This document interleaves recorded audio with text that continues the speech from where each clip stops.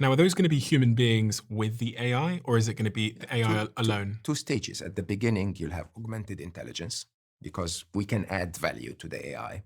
But when they're at IQ 60,000, what value do you bring? An IQ of 60,000. At that point, what value do you bring? That is the haunting question posed by Mo Gaudat, a former top executive at Google X, a man who has seen the inside of this revolution. What you just heard is his vision of the endgame, a future where humanity is no longer in the driver's seat. But his most terrifying new forecast isn't about that final moment. It's about the brutal journey we have to endure to get there. He now believes we are past the point of prevention. He argues that to reach a potential utopia run by a logical superior intelligence, we must first survive a short-term, human-induced dystopia. So, is the real threat to humanity AI itself, or is it our own flawed human nature supercharged by a tool we can no longer control? Today, we're breaking down his stark warning step by step. And it all starts with his changed perspective, a realization that the biggest danger isn't artificial intelligence, but human stupidity. And I think my position has changed on two very important fronts. One is, remember when we spoke about Scary Smart, I was still saying that there are things we can do to change the course. And we could at the time, I believe. Now I've changed my mind. Now I believe that we are going to hit a short-term dystopia. There's no escaping that. What is dystopia? I call it face RIPs. We can talk about it in details, but the way we define very important parameters in life are going to be completely changed. So face RIPs are, the way we define freedom, accountability, human connection and equality, economics, reality, innovation and business, and power. That's the first change. So the first change in my mind is that we will have to prepare for a world that is very unfamiliar. Okay, and that's the next 12 to 15 years. It has already started. We've seen examples of it in the world already, even though people don't talk about it. I try to tell people, there are things we absolutely have to do. But on the other hand, I started to take an active role in building amazing AIs. So AIs that will not only make our world better, but that will understand us, understand what humanity is through that process. What is the definition of the word dystopia? So in my mind, these are adverse circumstances that unfortunately might escalate beyond our control. The problem is there is a lot wrong with the value set, with the ethics of humanity at the age of the rise of the machines. And when you take a technology, every technology we've ever created just magnified human abilities. So, you can walk at 5 kilometers an hour. You get in a car and you can now go, 250, 280 miles an hour. Okay, basically magnifying your mobility if you want. You can use a computer to magnify your calculation abilities or whatever. Okay.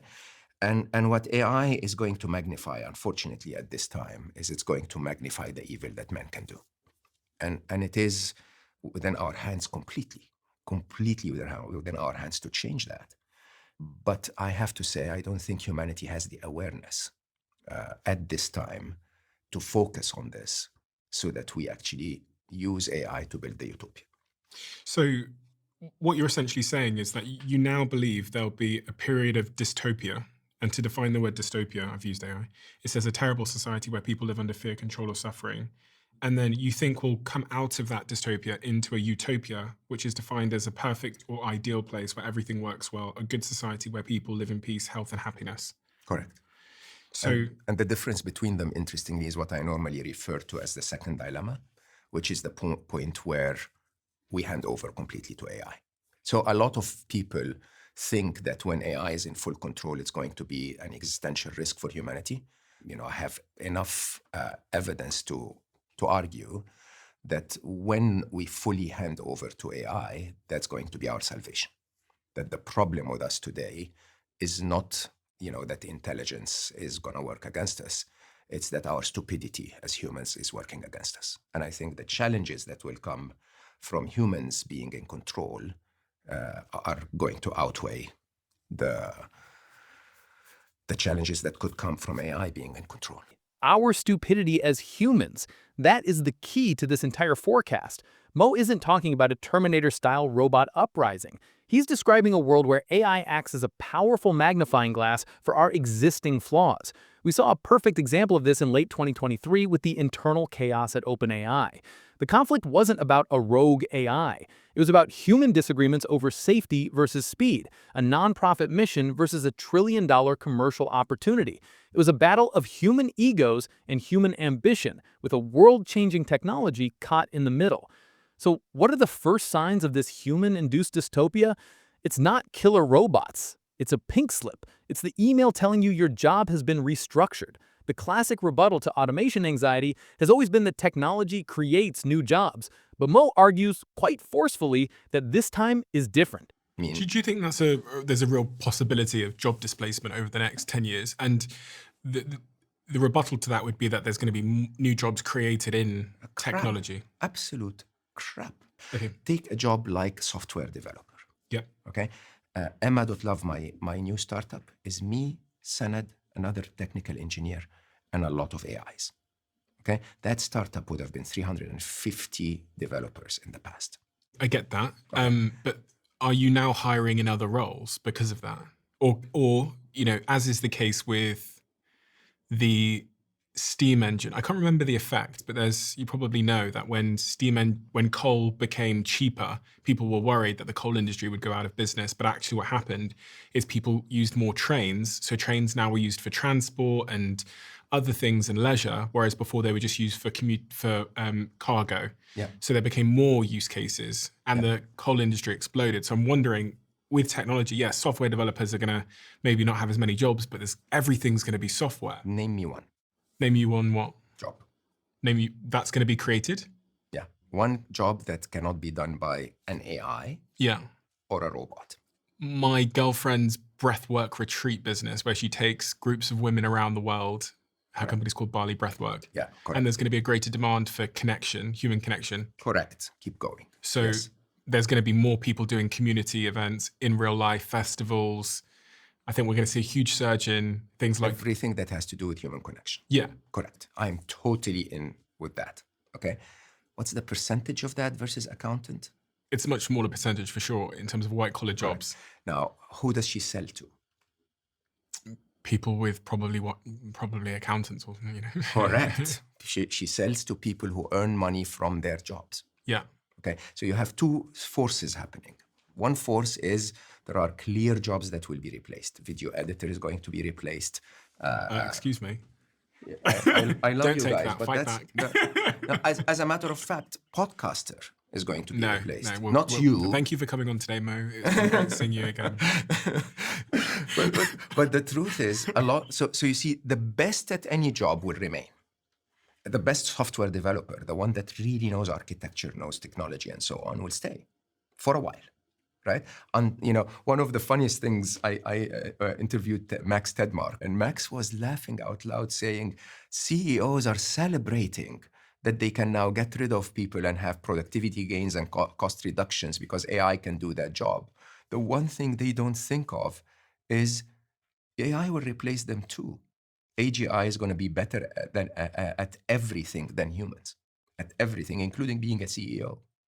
This isn't a future prediction, it's a present reality. In early 2024, the fintech giant Klarna announced its AI assistant was doing the work of 700 full-time agents. The language learning app Duolingo laid off a significant number of its human translators, replacing them with AI.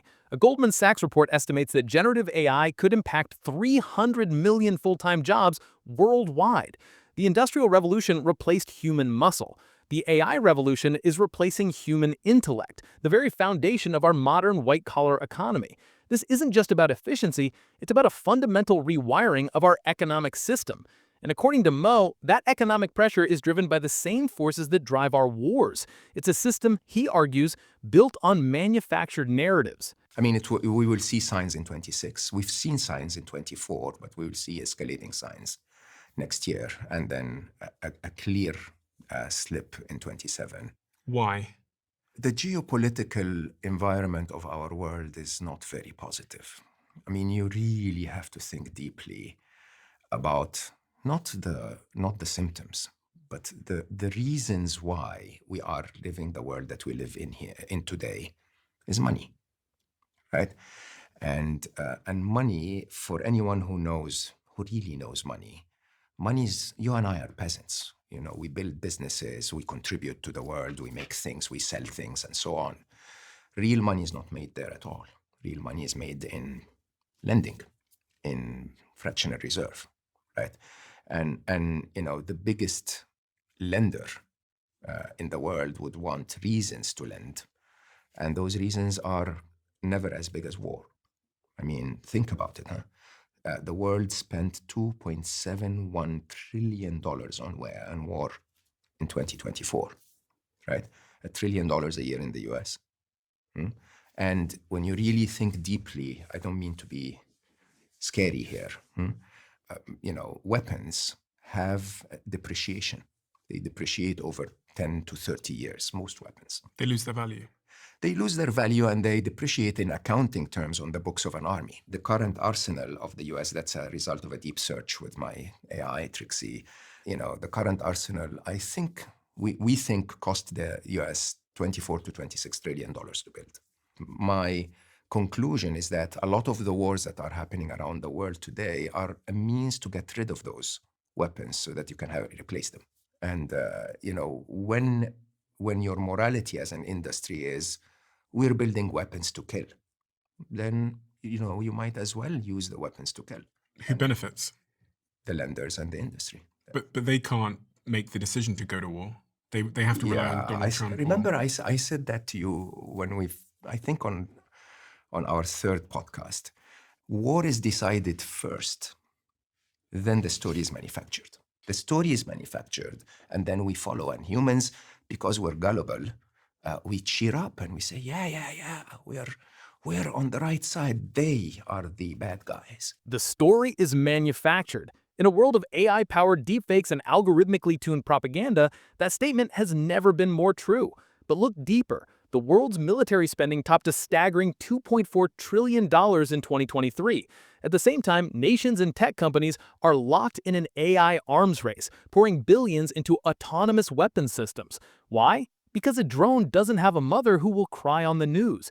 It lowers the human cost of conflict, making it easier to start and harder to stop. It's a perfect storm. AI supercharges our ability to create conflict while simultaneously eroding our ability to find common ground.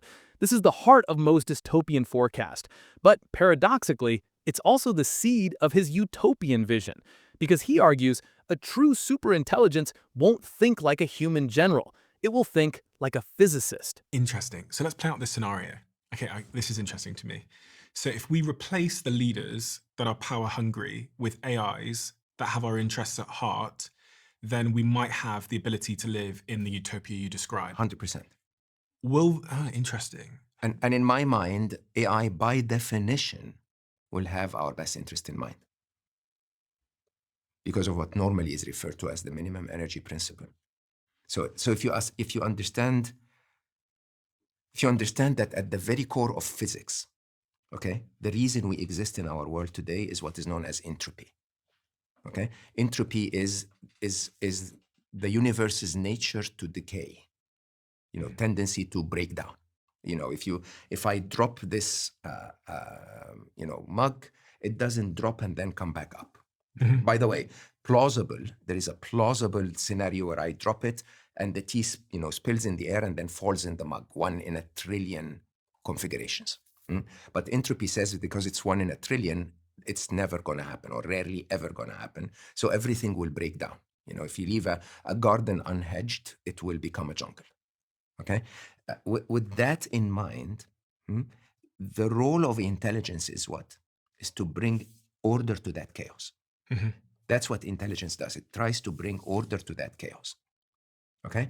And because it tries to bring order to that chaos, the more intelligent a being is, the more it tries to apply that intelligence with minimum waste and minimum resources. Yeah.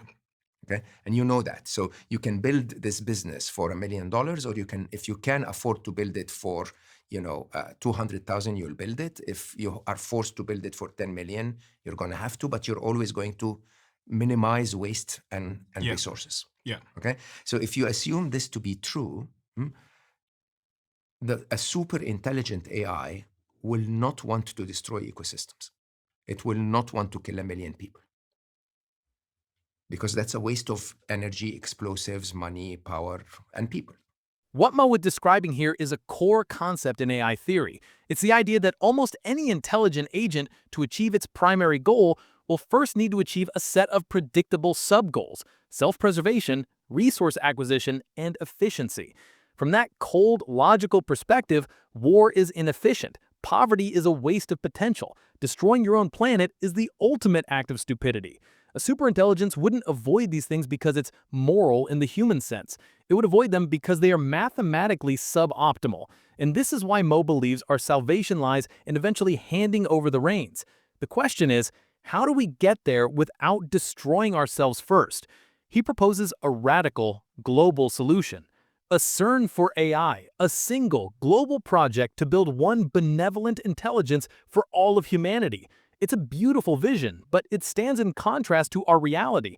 Today we have a world where nations are treating AI like a new nuclear weapon, where tech companies are hoarding compute power, and where the race is not for collective safety, but for individual dominance.